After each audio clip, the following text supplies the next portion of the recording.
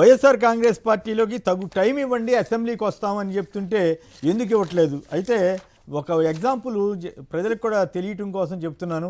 1972లో Congress party, అంటే అప్పట్లో కొత్త కాంగ్రెస్ అనేవాళ్ళు, కాంగ్రెస్ పార్టీ ఇందిరాగాంధీ కాంగ్రెస్ని చీల్చి కొత్త కాంగ్రెస్ని ఏర్పడింది, ఆవుదోడ కాంగ్రెస్ అనమాట. ఆ పార్టీ ఇక్కడ పోటీ చేసింది. ఆంధ్రప్రదేశ్లో అసెంబ్లీ ఎన్నికల్లో 219 సీట్లు సాధించింది. ఇండిపెండెంట్లు అత్యధికంగా 57 మంది గెలిచారు. కానీ సిపిఐ 7 మాత్రమే, అంటే ప్రధానంగా ప్రతిపక్షంగా ఉన్నటువంటి ఒక పార్టీ 7 సీట్లు మాత్రమే గెలుచుకుంది. స్వతంత్ర పార్టీ అంతకుముందు ప్రతిపక్షంగా 29 సీట్లు వచ్చినా తర్వాత 2 సీట్లు మాత్రమే వచ్చాయి. సిపిఎంకి 1 సీటే వచ్చింది. సంపూర్ణ తెలంగాణ ప్రజాసమితి అని ఒకటి ఉండేది, ఒకటే వచ్చింది. సో ఈ పరిస్థితిలో ఆ రోజుల్లో 1972లో కమ్యూనిస్ట్ పార్టీ నాయకుడు బిలీవ్ వేములపల్లి శ్రీకృష్ణ గారు అనుకుంటా, ఆయనకి ఎంతసేపు మాట్లాడితే అంతసేపు మాట్లాడే అవకాశం ఇచ్చేవాళ్ళు అసెంబ్లీలో, బడ్జెట్ మీద కానీ ఆ అంశాల మీద కూడా. కానీ ఇప్పుడు వీళ్ళు ఏమంటున్నారు, ఎమ్మెల్యేలకి ఎంత ఇస్తే అంతే ఇస్తారన్నట్టుగా మాట్లాడుతున్నారు. నిజానికి 11 మంది ఎమ్మెల్యేలకి ఎంత వస్తుంది? 2 నిమిషాలు వేసుకున్నా 175 మంది ఎమ్మెల్యేలు ఉన్నారనుకోండి, 164 నిమిషాలు వాళ్ళకి, 11 నిమిషాలు వీళ్ళకి ఇస్తారు. సో 11 నిమిషాల్లో ఏం చెప్తారు, ఎట్లా జరుగుతుంది అనేది ఒక చర్చ ఉదాహరణకి. సో ఈ పరిస్థితిని గమనించి జగన్ గారు టైం అడుగుతుంటే మేము టైం ఇస్తాము అని కూడా చెప్పట్లేదు. సో ఈ పరిణామాల మీద శాసనసభ్యుడిగా కూడా పనిచేసిన శ్రీనివాసరెడ్డి గారు ముందుగా మీరు స్పందించండి. నిజంగా టైం ఇస్తామని చెప్పొచ్చు కదా, ఇగో మేము ఇంత టైం ఇస్తాం మీకు తక్కువ సంఖ్యలో ఉన్నప్పటికీ కూడా. అంటే నేను కావాలని ఉదాహరణకి చెప్పాను, 72లో జరిగిన పరిణామాలు నేను ఆ పుస్తకాలు, ఆ అసెంబ్లీ రికార్డ్స్ చదివాను కాబట్టి అప్పట్లో చాలా టైం ఇచ్చేవాళ్ళు వేములపల్లి శ్రీకృష్ణ గారికి కానీ మిగతా వాళ్ళకి కానీ. సార్ గారు, టైం ఇవ్వటానికి ఎటువంటి ఇబ్బంది ఉంటుందండి. అందులో అందరూ మాట్లాడే వాళ్ళు ఉండరు. టైం ఇవ్వటానికి గ్యారంటీగా ఇవ్వచ్చు. కాకపోతే వాళ్ళ వైఫల్యాలని ఈయన గొంతెక్కి వాళ్ళ ప్రజల యొక్క సమస్యల మీద మాట్లాడతారు, ప్రభుత్వానికి వ్యతిరేకంగా ప్రజలలోకి వెళుతుందని చెప్తే ఆయన మైక్ కట్ చేస్తారు. ఇది సహజంగా జరిగింది అంతే.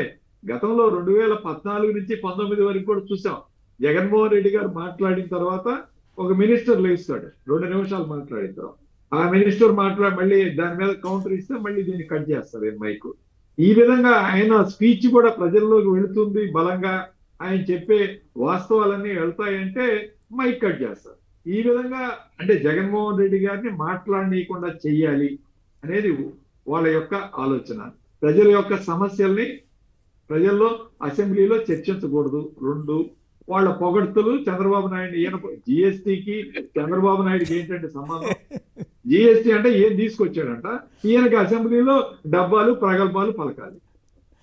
వాళ్ళు అసలు రాజధాని ఎలా ఉంది, రాజధాని రైతులు ఎలా ఉన్నారు, వాళ్ళు ఏ విధంగా ఇబ్బంది పడుతున్నారు, దాని మీద ఏమన్నా మాట్లాడుతున్నారా? అసలు రాజధాని రైతులకి ఇంతవరకు అపాయింట్మెంట్ ఇచ్చాడు చంద్రబాబు నాయుడు? ఇంతవరకు ఇవ్వాల.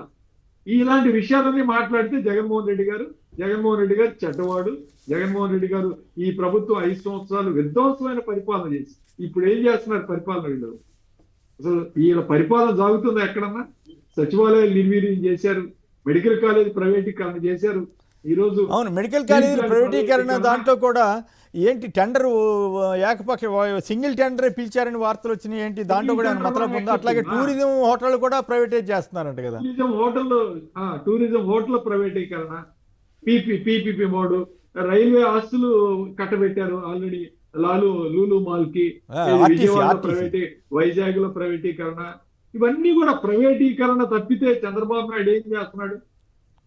ఇవాళ ఈ విధంగా ఈ సమస్యల మీద ఈరోజు పెన్షన్లు తొలగించే కార్యక్రమం, అర్హులైన వాళ్ళకి పెన్షన్లు తీసేసే కార్యక్రమం, యూరియా సమస్యలు, ఈ సచివాలయం నిర్వీర్యం చేయటం, హెల్త్ గురించి మాట్లాడటం. జగన్ గారు ఇంకోటి ప్రస్తావించారు శ్రీనివాసరెడ్డి గారు, ఈ పేదల ఇళ్ల స్థలాలు రద్దు చేస్తారని అడుగుతున్నారు. నిజంగా రద్దు చేస్తున్నారా?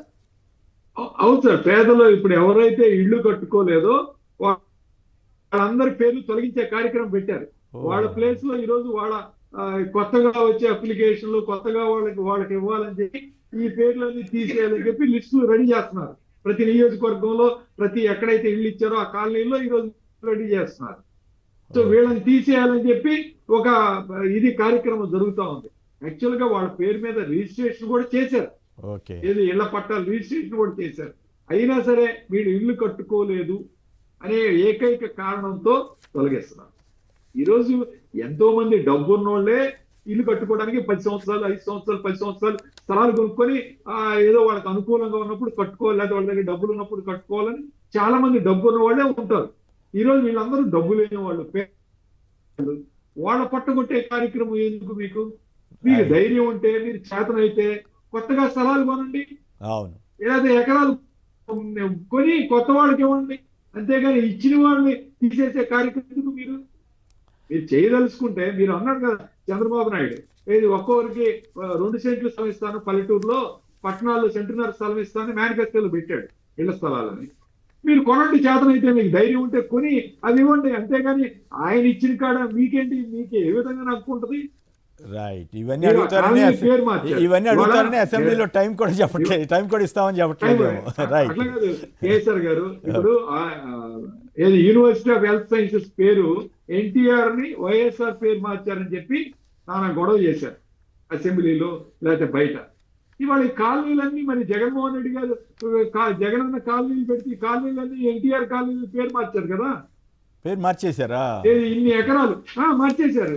తెచ్చింది మరి ఈయనే కదా. జగన్ గారు లేకపోతే ఆ కాలనీలు ఎక్కడ ఉన్నాయి? జగన్ గారు ఇవ్వకపోతే అయినా కూడా వాళ్ళ ఇష్టం.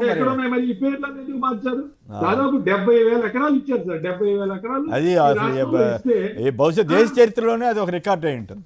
అది ఒక రికార్డు. 33 లక్షల మందికి ఇచ్చారు. రైట్. 33 లక్షల మందికి ఇస్తే అవి కూడా తీసేసి మరి ఇల్లు కట్టుకోలేదు, కట్టుకోకపోతే మీరు ఏదైనా అధికంగా పారితోషికం ఇచ్చి వాళ్ళకి సపోర్ట్ చేసి ఇల్లు కట్టించే కార్యక్రమం చేయండి, మంచి పని. అంతేగాని వాళ్ళని తీసేసి మార్చి వేరే వాళ్ళకి ఇచ్చే కార్యక్రమం. అట్లానే ప్రైవేట్ మెడికల్ కాలేజీల గురించి ఓ మాట మాట్లాడాలి. ఎందుకంటే ఒక డాక్టర్ గా కేసీఆర్ గారు, ఇది చాలా దారుణమైన అంశం సార్. ఒక్కొక్క కాలేజీకి ప్రభుత్వం తరఫున 50 ఎకరాల నుంచి 100 ఎకరాలు భూమి కొని 500 కోట్ల రూపాయలు ఒక్కొక్క కాలేజీ ఖర్చు పెట్టి ఈరోజు నిర్మాణం చేస్తే, మీరు 5,000 కోట్ల రూపాయలు ఇవ్వలేరా మెడికల్ కాలేజీల కోసం? దీన్ని ప్రైవేటీకరణ చేయాలా? ఒక ఐకానిక్ బ్రిడ్జి రాజధానిలో 2,500 కోట్లు బ్రిడ్జి పెట్టారు సార్. కిలోమీటర్కి 500 కోట్లు అంట. ఎందుకు? నిన్న ఒక ఇంట్రెస్టింగ్ వార్త వచ్చింది. మీటర్ రోడ్ వేయడానికి 10 లక్షల రూపాయలు అంట.